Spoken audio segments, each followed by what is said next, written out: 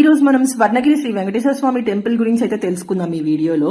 ఈ టెంపుల్ ఎక్కడుంది, ఎలా వెళ్ళాలి, ఏ టైంలో వెళ్ళాలి, టికెట్స్ ప్రైజెస్ ఎలా ఉన్నాయి, అలాగే పార్కింగ్ ఉందా లేదా, అండ్ ఇక్కడ చూడవలసిన ప్లేసెస్ ఏమేమి ఉన్నాయి, అవన్నీ కూడా ఈ వీడియోలో అయితే కవర్ చేశాను. లాస్ట్ వరకు వీడియో అయితే స్కిప్ చేయకుండా చూసేయండి.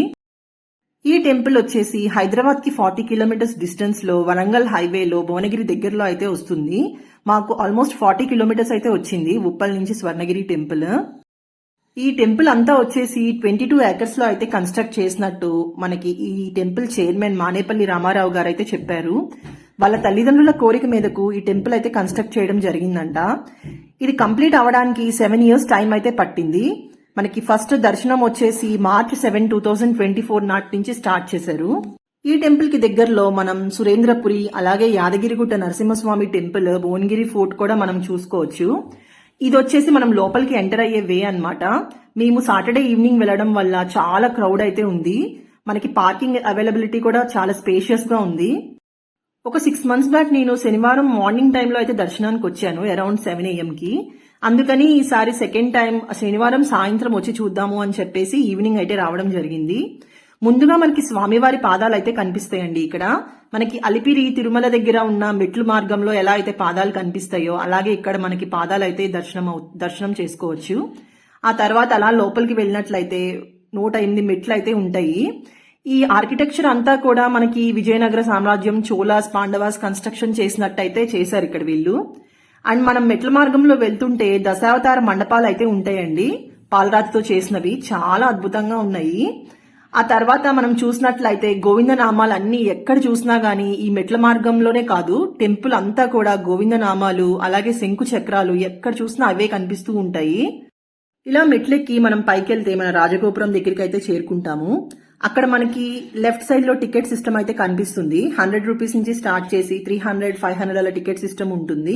ఫ్రీ దర్శనం వెళ్ళాలనుకునే వాళ్ళు వెళ్ళొచ్చు. సో మేమైతే సాటర్డే ఈవినింగ్ వెళ్ళడం వల్ల కొంచెం క్రౌడ్ అయితే ఉంది, అందుకని 100 రూపీస్ టికెట్ తీసుకొని అయితే లోపలికి వెళ్ళాము. లోపలికి ఫోన్స్ అయితే అలో చేయరు, టికెట్ కౌంటర్ లోనే ఇచ్చేసేయాలి. అండ్ మీరు తెలుసుకోవాల్సింది ఏంటంటే ఈవినింగ్ 6 to 6:30 మనకి మహానివేదన అనేది ఉంటుంది దేవుడికి. సో ఆ టైంలో దర్శనం అన్ని క్లోజ్ అయిపోతుంది అనమాట. సో ఆ టైం మొత్తం క్యూలోనే నుంచోవాలి, అది ముందు తెలుసుకొని అయితే వెళ్ళండి. గర్భగుడిలో స్వామివారు 12 అడుగుల ఎత్తుతో అయితే మనకి దర్శనం ఇస్తారు. త్రిదండి చిన్నవీర స్వామివారు 108 దివ్య దేశాల నుంచి మట్టి నీరు తెప్పించి స్వామివారి కింద ఉంచారంట. ఇంకా స్వామివారినే కాకుండా మనం మదన గోపాల స్వామి 10 చేతులతో అయితే మనకు దర్శనం ఇస్తారు. అష్టలక్ష్మి మండపము, పద్మావతి అమ్మవారు, గోదాదేవి అమ్మవారు, విమాన వెంకటేశ్వర స్వామి, అలాగే రామానుజ స్వామిని కూడా మనం దర్శనం చేసుకోవచ్చు. ఈ టెంపుల్ ఆర్కిటెక్చర్ అంతా చాలా బాగా డిజైన్ చేశారండి. 4 గోపురాలు, అలాగే 4 మాడ వీధులతో ఎంతో అందంగా అనిపిస్తుంది. మనకి తిరుపతిలో చూసినట్లే ఫీలింగ్ అయితే వస్తుంది. ఇప్పుడు మనం చూస్తుంది ఆంజనేయ స్వామి వారి విగ్రహము. 120 అడుగుల ఏకశిలా విగ్రహం అన్నమాట ఇది. దీన్ని చెక్కడానికి ఆల్మోస్ట్ 5 ఇయర్స్ పట్టిందంట. అండ్ మీ భంగిమ చూసినట్లయితే చిన్నపిల్లలు ఆనందంతో నాట్యం ఆడుతున్నట్టు ఆ భంగిమ మనకి ఎక్కడా కూడా కనిపించదు, అంత బాగుంది చూస్తానికి. దీనిని జయగంట అంటారు. ఇది వచ్చేసి మన ఆంజనేయ స్వామి వారి మండపానికి ఆనుకుని అయితే ఉంటుంది. 1700 కేజీల బరువు అయితే ఉంటుందంట ఈ జయగంట.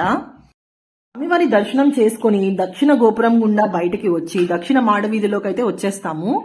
ఇక్కడ మేము వచ్చేసరికి సహస్ర దీపాలంకరణ సేవ అయితే జరుగుతుంది స్వామివారికి. ఇది దక్షిణ మాడవీధిలో అన్నమాట. చాలా అద్భుతంగా ఉంది. కొంతసేపు అక్కడ కూర్చొని స్వామివారిని అలంకరణ సేవ చూసి అక్కడి నుంచి స్టార్ట్ అయిపోయాము.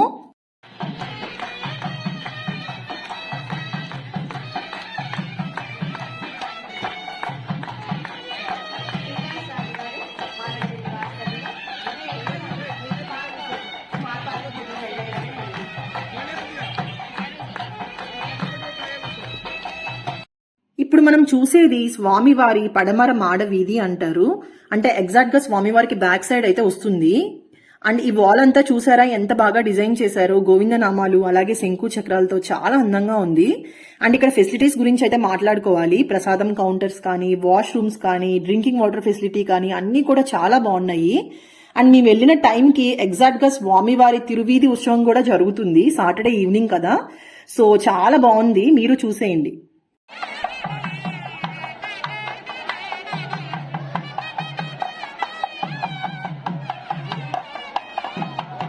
గోవింద గోవింద గోవింద గోవింద గోవింద గోవింద గోవింద గోవింద గోవింద గోవింద గోవింద గోవింద.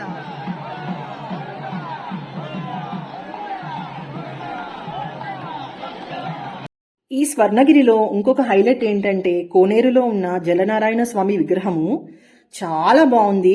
ఆ టెంపుల్ కి వెళ్లే లోపల ఈ ముందు ఉన్న చిన్న చిన్న గుళ్ళు అన్నమాట. మన నరసింహస్వామి అలాగే మన వినాయకుడు చాలా మంది దేవుళ్ళు అయితే ఉన్నారు. అండ్ నైట్ టైం లైటింగ్ లో ఈ జలనారాయణ స్వామి గుడి చూడండి ఎంత బాగుందో, చాలా అద్భుతంగా అనిపించింది. అండ్ లోపలికైతే ఇప్పుడు ఇందాక మనం చూసిన ఊరేగింపుని లోపలికైతే తీసుకువెళ్తున్నారు. ఇదే అండి మన కోనేరు.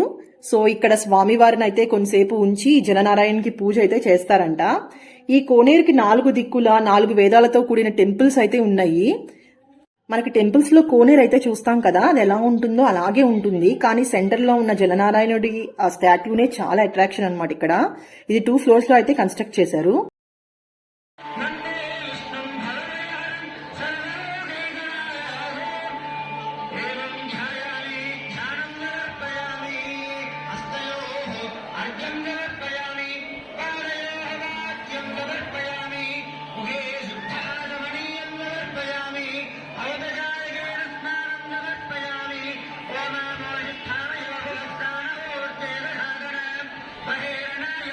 ఈ నీళ్ళలో ఉన్న స్వామివారి గురించి అయితే మాట్లాడాలండి. మనకి ఇండియాలో ఎక్కడా కూడా ఇలాంటి జలనారాయణ విగ్రహం అయితే లేదు. నేపాల్లో అంటే అవుట్ ఆఫ్ కంట్రీలో నేపాల్లో అయితే ఉందని అంటున్నారు. దాని తర్వాత మళ్ళీ ఇండియాలో ఈ హైదరాబాద్ లో ఉన్న స్వర్ణగిరిలో మాత్రమే ఉంది. ఈ విగ్రహం అంతా వచ్చేసి 2500 కేజీల బరువులో అయితే ఉంటుందంట. అండ్ ఇంకొక ప్రత్యేకత ఏంటంటే స్వామివారు ఆకాశాన్ని చూస్తున్నట్టు ఉంటుంది ఈ విగ్రహము. మనకి శేషపాన్పుపై పడుకొని పవలిస్తూ ఉన్న భంగిమ చాలా బాగుంటుంది.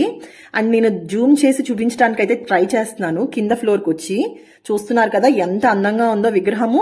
సో స్వామివారికి అయితే దండం పెట్టుకొని అక్కడి నుంచి స్టార్ట్ అవుతుంది. తూర్పు మాడవీధి గోపురం అన్నమాట ఇది. ఇక్కడ నుంచే మనం లోపలికి ఎంటర్ అవుతాము దర్శనం కోసం.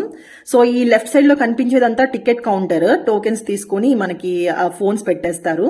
అండ్ దెన్ ఇది చూస్తున్నారు కదా స్వామివారి రథము చాలా అందంగా ఉంది కదా అశ్వాలతోటి. నాకైతే బాగా నచ్చింది. ఇది స్వామివారి ఉత్తర మాడవీధి. ఈ వీధంతా కూడా మనకి క్యూ లైన్స్ అయితే ఉంటాయి. ఇప్పుడు మనం చూస్తున్న ఈ క్యూ లైన్ అంతా కూడా ఫ్రీ లైన్ అన్నమాట. ఫ్రీ దర్శనం లైన్. మనకి సాటర్డే అవటం తోటి క్రౌడ్ అయితే కొంచెం ఎక్కువే ఉన్నారు. అండ్ తర్వాత పక్కనే నాకైతే ఈ రథం కనిపించింది. ఇది ఏకశిలపైన చెక్కారంట. చాలా అద్భుతంగా ఉంది కదా. ఆ తర్వాత మనం పక్కనే కోట లాంటి ఇలాంటి ఒక భవనాన్ని అయితే చూస్తాము. ఇందులో వచ్చేసి స్వామివారి కళ్యాణము అంటే కళ్యాణ మండపము అలాగే అన్నదానం జరిగే ప్లేస్ అంట. ఇది చాలా బాగా డిజైన్ చేశారు ప్లేస్ ని అయితే. అండ్ మీరు ఎప్పుడైనా సరే టెంపుల్కి వచ్చినప్పుడు మర్చిపోకుండా 4 మాడవీధులు చూడండి.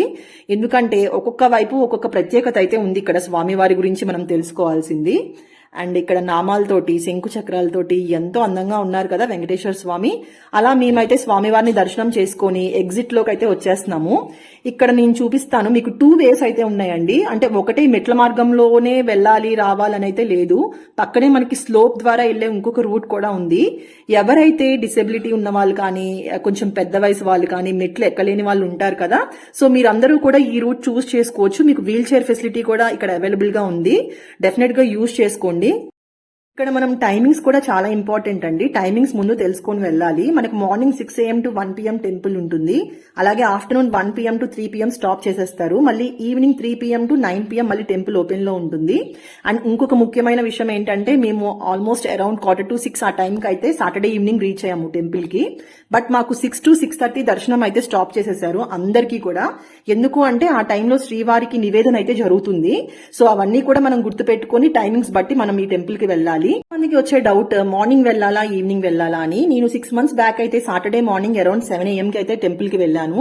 చాలా బాగా దర్శనం అయితే అయింది నాకు. ఎందుకంటే ఆ మార్నింగ్ టైం ఆ ప్రశాంతతే వేరు, క్రౌడ్ లేదు, చాలా హ్యాపీగా అయితే దర్శనం చేసుకుని వచ్చాను. ఈవినింగ్ టైం వెళ్ళాలి అనుకునే వాళ్ళు లైటింగ్ చూడాలి అంటే ఎక్కువ లైట్స్ అన్ని పెట్టుంటాయి కదా, సో లైటింగ్ కావాలి, ఫొటోస్ దిగాలి అలా అని చెప్పేసి క్రౌడ్ ఉన్నా పర్లేదు అనుకునే వాళ్ళైతే ఈవినింగ్ వెళ్ళొచ్చు. సో అదంతా కూడా మీ చాయిస్. మీరు ఎలా వెళ్ళాలి అనుకుంటే మీరు దాన్ని బట్టి ప్లాన్ చేసుకుని అయితే వెళ్ళొచ్చు. అదండి ఈ రోజు మన స్వర్ణగిరి టెంపుల్ కి సంబంధించిన వీడియో. మేమైతే ఫ్యామిలీతో వెళ్ళాము. దర్శనం చాలా బాగా జరిగింది. మీకు ఆ వెంకటేశ్వర స్వామి దర్శనం బాగా జరగాలని మనస్ఫూర్తిగా కోరుకుంటూ ఈ వీడియో అయితే ఇక్కడితో ఎండ్ చేసేస్తున్నాను. థ్యాంక్ యూ ఫర్ వాచింగ్ అండి. మళ్ళీ నెక్స్ట్ వీడియోలో అయితే కలుద్దాము. Bye bye, see you.